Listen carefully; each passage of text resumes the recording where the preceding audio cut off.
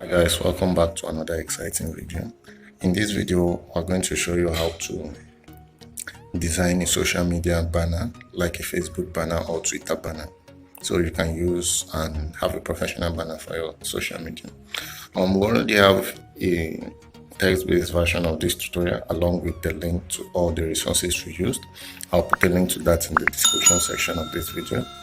Without further ado, let's jump right in. First thing, you have to set the size of the image. I will select Facebook cover ads. After that, click on done. Then I'll begin the design process. I will not talk through most of it because I assume you're already familiar with Pixellab. So I will just skip through most part of this tutorial series. But if you need help getting started with Pixellab, I'll put the link, check the link in the description section for our beginner's guide on how to use Pixellab app. So let's jump right in.